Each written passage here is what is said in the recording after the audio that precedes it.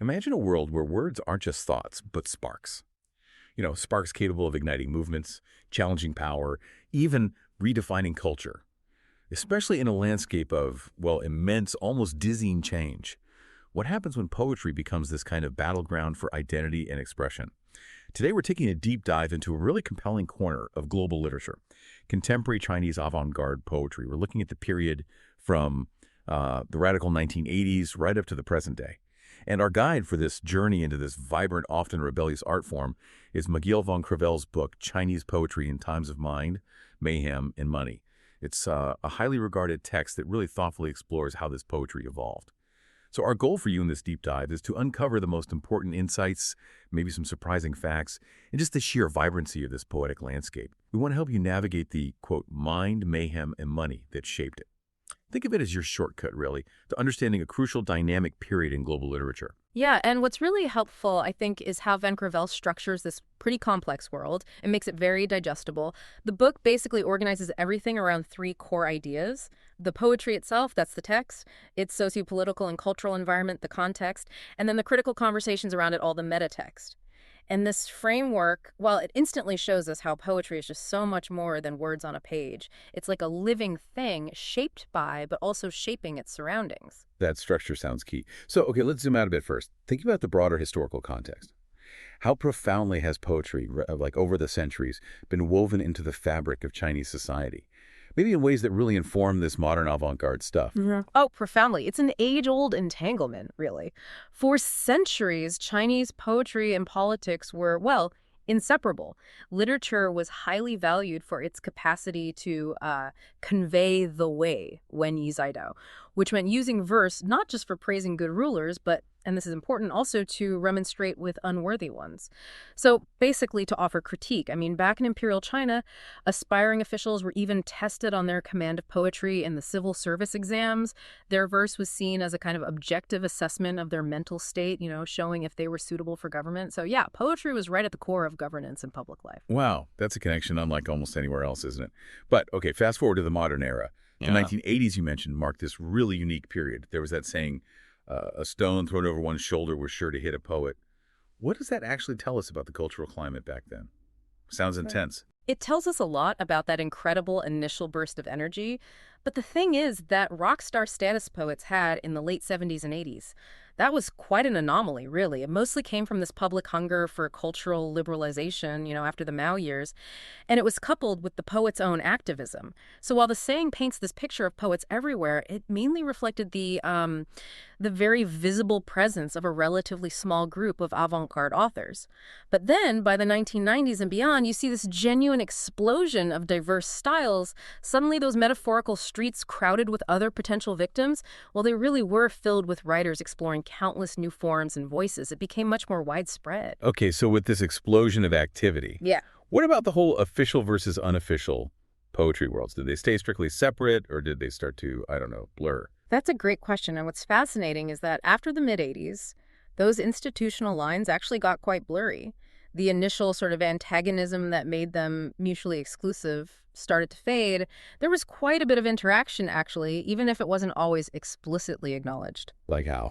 Well, for instance, you'd find unofficial aesthetics popping up in official journals or books, sometimes through the illegal but pretty common practice of just buying ISBN's book license numbers from official outfits. So it wasn't simply official suppression versus heroic underground defiance. It was much more of a dynamic interplay, Government ideology, cultural policy, personal ambition, market forces, they all kind of found pragmatic ways to coexist. Right, so a much more complex picture than just two opposing camps. Exactly. The landscape we've described is already incredibly dynamic, but then came, well, a huge game changer, the digital revolution. I'm curious, did the internet just offer a new platform for these poets, or did it, fundamentally alter the whole nature of poetic expression and its reach in China? Oh, it was vastly more than just technical change. The internet became this new, really significant arena for testing the limits of expression, especially for urban youth. Now, Print editions still offer that kind of cultural consecration, that formal stamp of approval. But the online scene quickly developed its own internal dynamic. And this shift was so profound that researchers like Van Crevel are calling it a landmark for literary historical periodization, basically signaling a whole new era for Chinese poetry. It really shows how technology can reshape an art form. A whole new era. Yeah. Okay, so as we get deeper into this, a key framework seems to emerge that I find really helpful for understanding things. Critics often talk about contemporary Chinese poetry using this powerful dichotomy, the elevated versus the earthly. For us, trying to make sense of this, what does that spectrum actually represent, and why is it so central to understanding these poets? Yeah, that's a really crucial distinction. So the elevated end of the spectrum that covers the grand themes, the mythical, the sacred, the utopian, the world of the mind, the intellectual, think big philosophical ideas. In contrast, the earthly, well, that focuses on the everyday, the quotidian, the colloquial, the mundane, the body, the popular. It's about daily life, common language. And the overall trend, especially since the contemporary period really kicked off, has been a pretty noticeable move away from the elevated and toward the earthly. We even saw that cult of poethood in the late 70s and 80s, which sometimes elevated poets to, well, almost superhuman status. Haizi, for example, he became a prime example of this kind of mythification, especially after his tragic suicide. It turned him into a symbol of that elevated, perhaps burdened poet figure. That's fascinating. So having laid out this elevated versus earthly spectrum, let's actually see how individual poets didn't just fit into these boxes, but actively shaped them. Maybe we can start with Han Dong. A real rebel, it sounds like, who carved out a new path, often defined more by what he rejected. He seems key to that move towards the earthly. Exactly. Han Dong's been an incredibly influential voice since the early 80s. And yeah, to really get why his generation saw their break from what was called obscure poetry or menglongxi, why they saw it as an act of patricide, you kind of need that context. Right. What was obscure poetry? It emerged right after the Cultural Revolution. It used this veiled, often symbolic language. It was a way for poets to express complex, often suppressed emotions in a pretty restrictive environment. It was vital back then, a real act of defiance.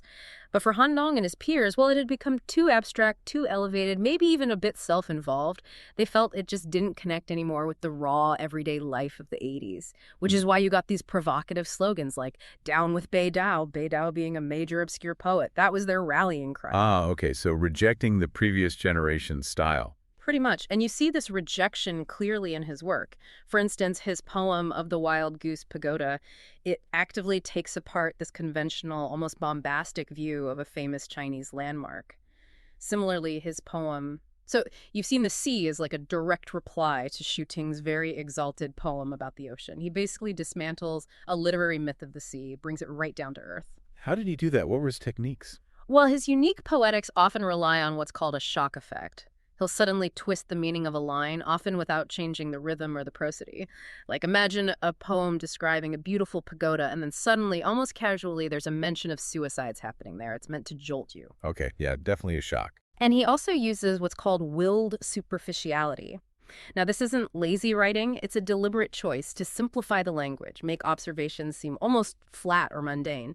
But by doing that, he subtly makes things unfamiliar again. He forces the reader to look past the surface assumptions and question deeper meanings. And a recurring theme in his work, like in poems such as There is a Darkness and Sea, is also this exploration of the difficulty, maybe even the impossibility, of real human connection in modern life. So from Han Dong's art of disbelief, the deeply earthly, we pivot to Haizi, a figure really shrouded in myth who totally embraced the elevated. It's quite poignant, isn't it, how his tragic end kind of cemented that mythic status. Makes you think about the burden of being that elevated poet figure. It absolutely does. Haizi's poetry was, as Van Crevel puts it, extremely receptive. It could accommodate these vast themes, ancient civilizations, mythologies, profound personal emotion, all delivered with this constant exaltation. He actually saw his long poems, like The Sun, as the only real poetry, even though critics often found them a bit unstructured or rambling.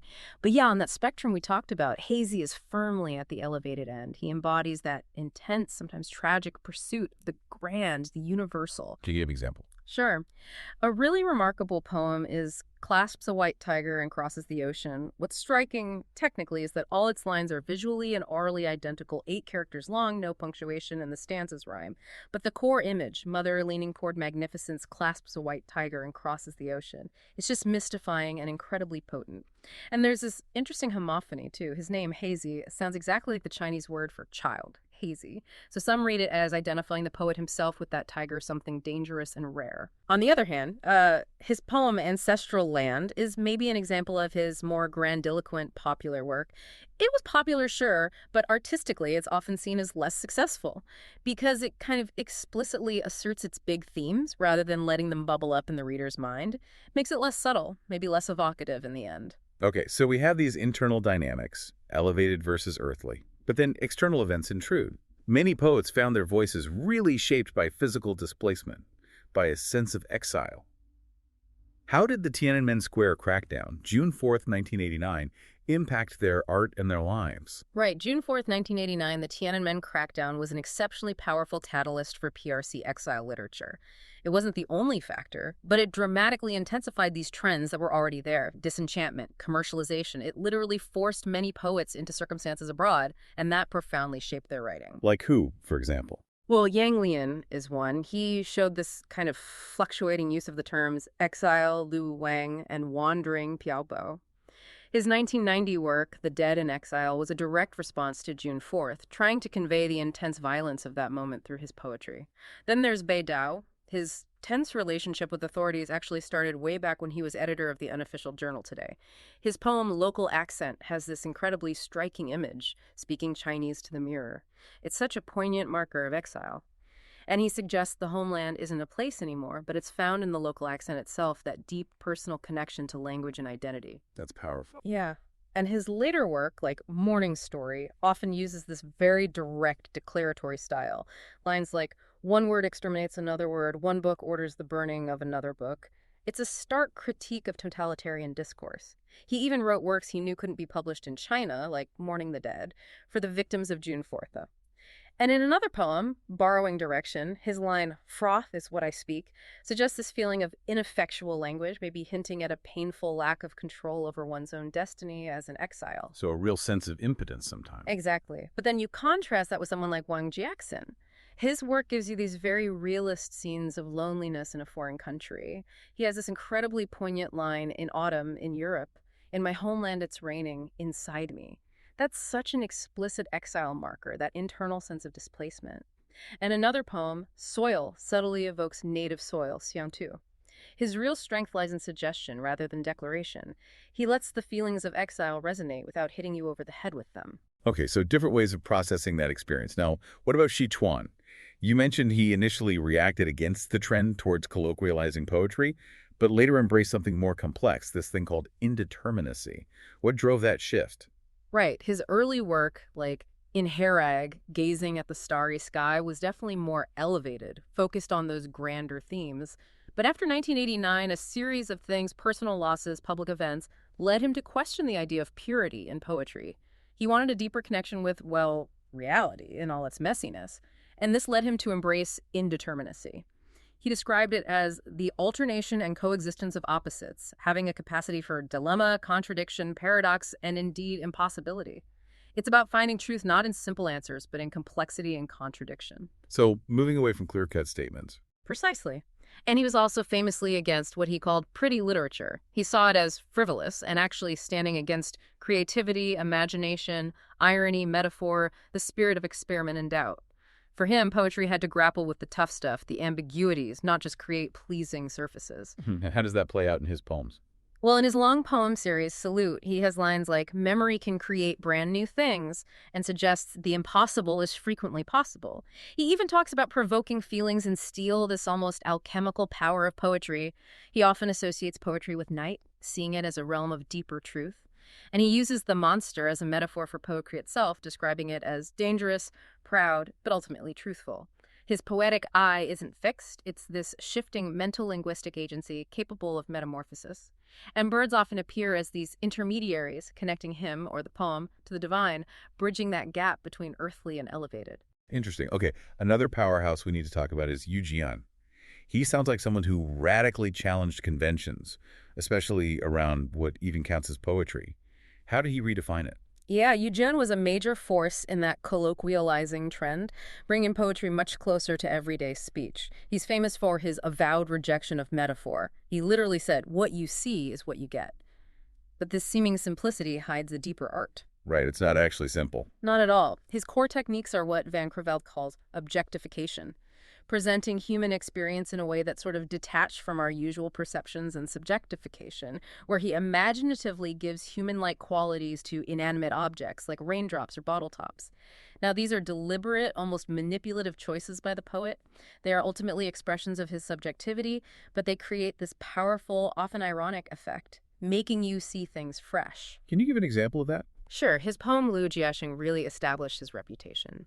It focuses on this ordinary man's violent, utterly meaningless death, but it does it through that willed superficiality and stark understatement.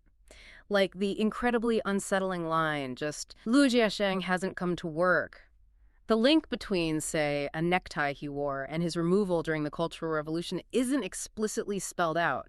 It makes the whole event feel objectively defamiliar, absurd, forcing the reader to connect the dots and feel the horror of that absurdity. Wow, okay.